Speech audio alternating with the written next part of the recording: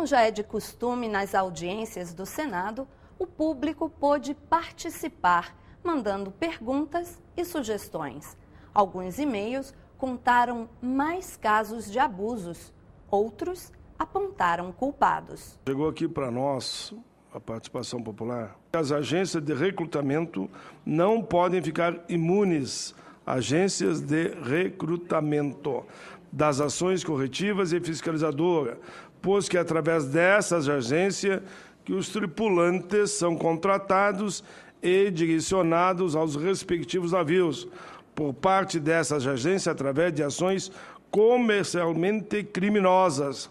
Criam verdadeiros cartéis de cursos ditos obrigatórios, exames médicos, etc. O mais grave é o fato desses procedimentos ilícitos serem apoiados pela representante na América do Sul de uma das maiores armadoras de navio-cruzeiros. Atenciosamente, Alexandre Castro, presidente da Associação Brasileira dos Tripulantes em Navios de Cruzeiro. Aqui tem Rosa dos Ventos, é uma agência de recrutamento para tripulantes de navios, que opera no Nordeste, assim como a Infinity em São Paulo, ou a ISMBR no sul do país.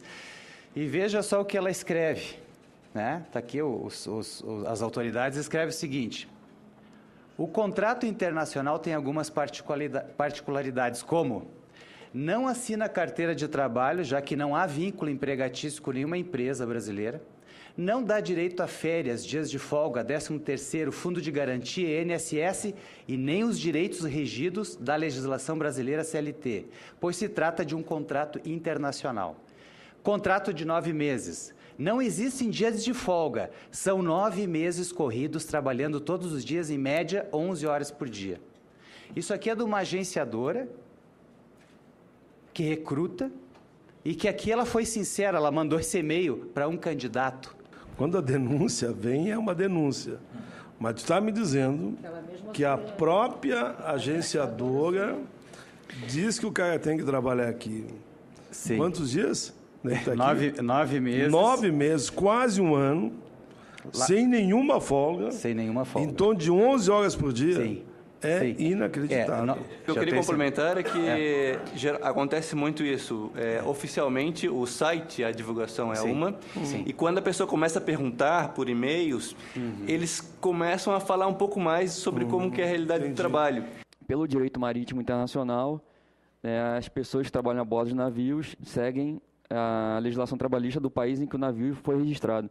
No nosso caso, o nosso navio era de bandeira Nassau, legislação de Bahamas, que não protege nada, né? A atuação do Ministério, ela ganhou uma certa força a partir de 2006, com a Resolução Normativa 71, né? Que ela colocou duas características para os navios de cruzeiro. Os navios que permanecem mais de 30 dias no país têm que possuir 25% da cota de trabalhadores como de cidadãos brasileiros, né? Então, nós do Ministério do Trabalho, nas fiscalizações que nós desenvolvemos, nós verificamos essa cota, né? E também, sobre o contrato de trabalho, os trabalhadores que são contratados na temporada brasileira, isso é, 30 dias antes e 30 dias depois que o navio deixa o país, eles devem seguir a legislação brasileira, CLT. Já os tripulantes que são contratados fora da temporada brasileira, com contratos que começam antes e depois da temporada brasileira, não precisam seguir a Consolidação das Leis Trabalhistas. Algumas empresas de navegação, para legitimar a utilização de contrato internacional, ou seja, contrato que ultrapassa a temporada brasileira, né, eles fazem um contrato maior, mas quando está terminando a temporada brasileira, eles começam a submeter o trabalhador a uma série de humilhações, assédios e tudo mais, visando que esse trabalhador saia da embarcação, fique pelo Brasil, o que eles só fazem isso para poder driblar a legislação brasileira. Nós começamos uma série de entendimentos junto ao Ministério Público do Trabalho, que resultou no termo de ajustamento de conduta, garantindo alguns direitos da CLT para os trabalhadores em contratos internacionais. Isso fez parte de uma cartilha que foi distribuída nas embarcações, inclusive com os telefones para denúncias. Eu deixo aqui os nossos contatos da Divisão de Fiscalização do Trabalho Portuário e Aquaviário. Tem um telefone aqui em Brasília, o meu e-mail pessoal também, qualquer tipo de denúncia na área pode ser repassada para esse meio e a gente vai dar conhecimento. É importante fazer um trabalho, enfim, preventivo até, de avisar nossos connacionais que vão se encontrar numa situação dessas. Essa cartilha é um resultado de um trabalho de verificação de problemas recorrentes na rede consular. E nesse caso específico, detectamos em vários lugares do mundo que havia modelos brasileiros, mulheres e homens, jogadores de futebol e outros tipos de profissões, enfim, churrasqueiros, professores de capoeira, por exemplo, que vão para o exterior, seja via agentes aqui no Brasil ou contatos no exterior, e para exercer determinada profissão. E muitas vezes, como é o caso aqui, assinam contratos sem conhecer, ou vão para o exterior sem o visto adequado, chegam lá, os documentos são retidos, se encontram em situações degradantes, né? Condições de trabalho, moradia, salário inferior ao salário que foi prometido, e tão logo chega ao nosso conhecimento a situação e buscamos prestar todo o apoio possível. Tem um projeto, né, de fazer uma cartilha aos moldes dessa, que foi uma cartilha muito exitosa, de conscientização dos trabalhos, das dificuldades enfrentadas por trabalhadores brasileiros no exterior. Nós detectamos que seriam em torno de 3 a 4 mil, talvez, tripulantes que estejam no exterior por temporada, por ano. E no Itamaraty nós recebemos as denúncias. Acionamos nossa rede consular que, enfim, toma as medidas necessárias, busca o contato com as empresas, com o navio ou com as autoridades daquele país. Que esse problema começou com o projeto de lei que desagou na Lei 9.432, aprovada em 97, portanto há 16 anos. Inicialmente, o Estado estava convencido que cruzeiros marítimos deveria fazer parte da legislação que regulamentava o setor aquaviário brasileiro. Ele fazia parte. No entanto, articulações poderosas convenceram a muitos, pelo menos a maioria, e foi retirado.